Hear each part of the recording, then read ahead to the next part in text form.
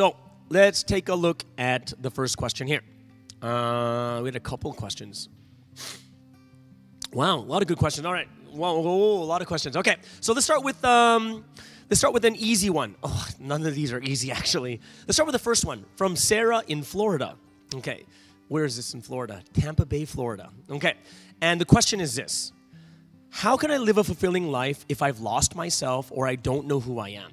Okay, so this is a very interesting question because first thing we have to understand to ourselves is that's a really, really hard thing to say, that if I've lost myself or don't know who I am. Because that's assuming that you knew yourself before. Because you can't lose anything without knowing first, okay? Or if you don't know who you are. So that's an interesting question because firstly, people are always discovering more and more about themselves. And you know why? Is because people are always growing to higher and higher levels. Like a level would be from elementary to high school to university to graduating, getting a job, to a family. Like everyone's graduating to new levels, which means that every time we reach a new level, we're discovering more things about ourselves. So do you really know who you are? That's a tough question because no one really will get the full picture. However, when you reach a new stage in your life, it can feel that way. When you reach a new stage, I'm like, wow, you know what? That's interesting because I thought I was like this, but I'm not really like that. And that could seem like you've lost yourself or you're not really sure who you are. But the thing I want to tell you is this.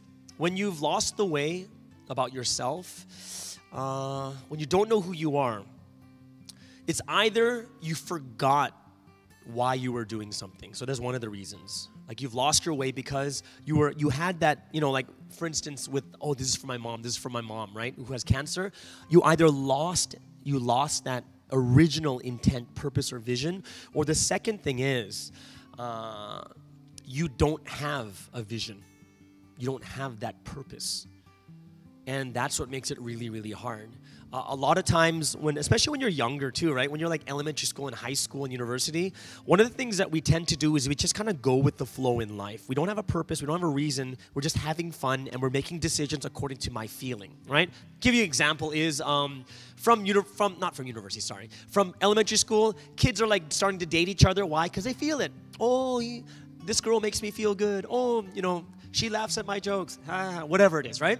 And it's based off of a feeling, not so much of what is my actual purpose or vision. Because usually at that age, you don't have one.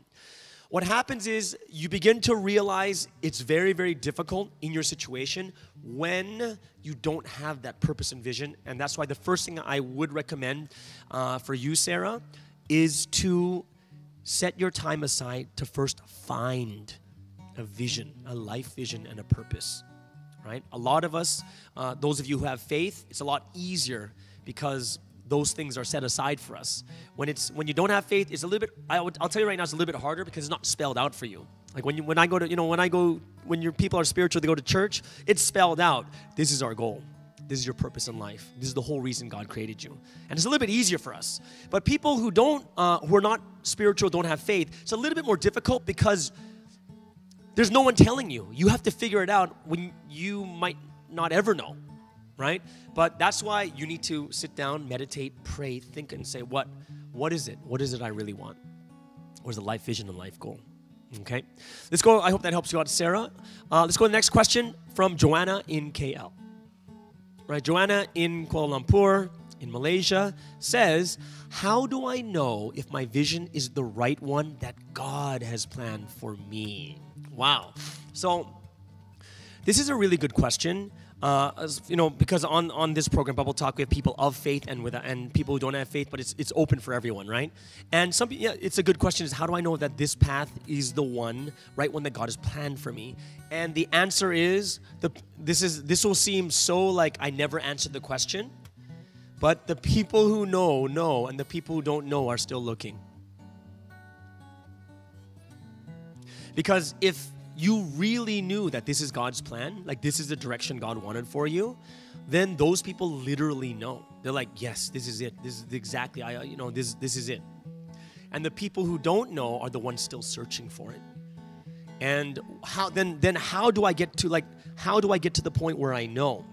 And for people of faith, one of the things that is required of us is to become spiritual people. And when we become spiritual people, this is when there's a connection with God. And when you pray, when you read the Bible, when you learn the Bible, we get inspirations. We get these the movements in our heart that inspires us to do certain things.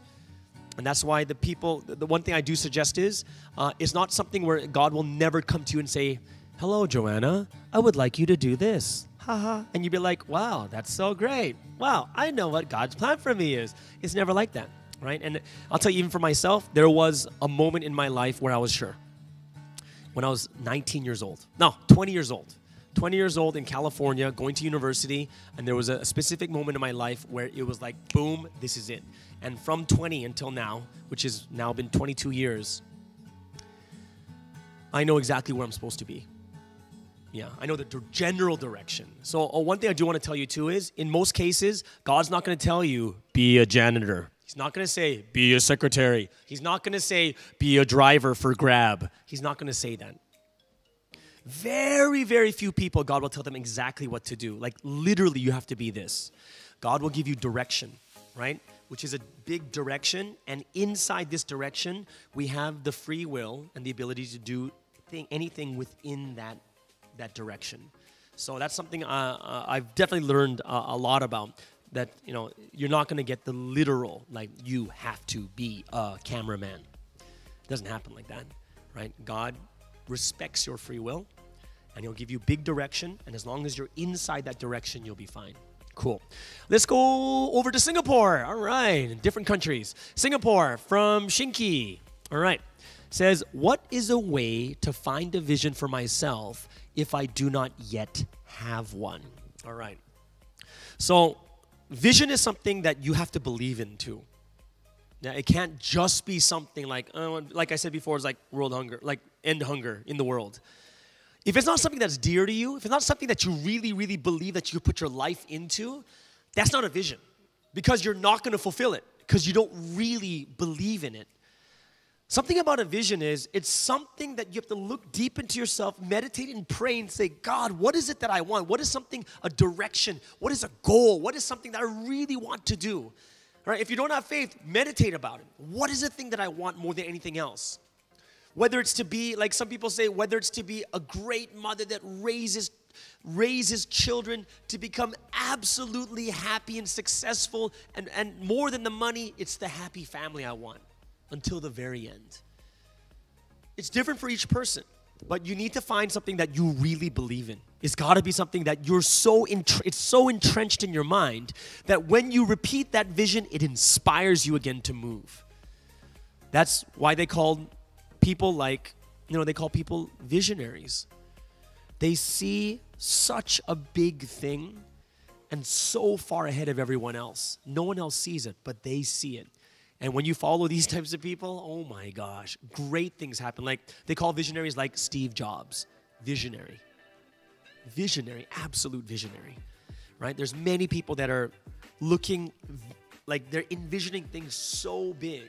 But of course, I'm not saying that you have to do it like in business.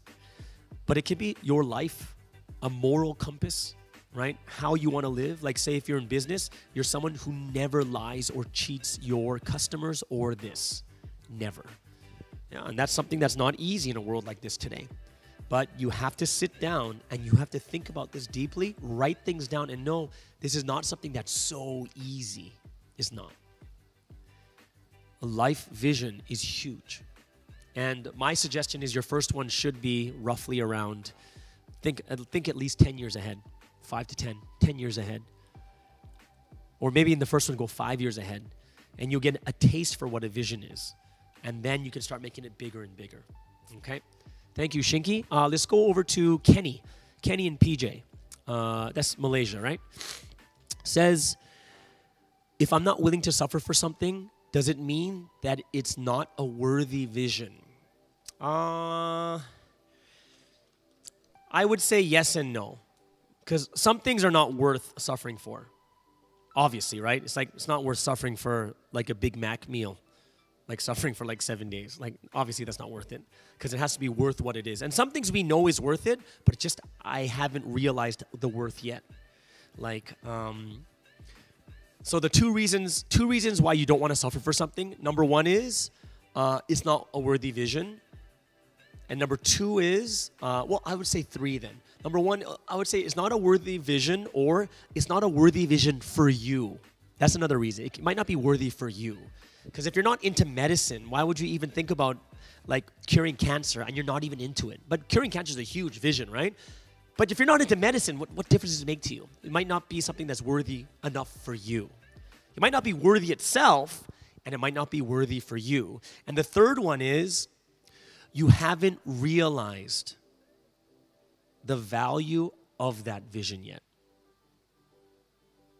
And that's a big one. And it's something that you'd have, like, an example I'd give is like parents. Sometimes people don't realize the value of their parents until they're too old, or when they die, which is really sad, right? And you know when you're growing up, you know they're valuable. And when they're, you know, it makes me want to call my mom right now. She keeps calling me to do a video chat with her. I should call her after this. But it's like you have to, if you understand the value of them. Oh no, the example I was giving is, sometimes we don't understand the value of something we know is valuable. We just haven't realized it that deeply until it's gone, like parents or friends, family or job, or certain things like this. And so you have to look at one of those three things. It's either it's not worth it. Number two is it's not worth it for you. And number three is you just haven't realized how important or how valuable it really is. And those are the three things you might want to discern between the three of those things. Okay? Well, I'm very grateful and thankful for everyone here and those wonderful questions. I hope that everyone will join us again next week. It'll be every Saturday at 8 p.m. Hope you guys have a wonderful evening, and we'll see you again next week. Bye-bye. We believe in the same God, but we are on different levels.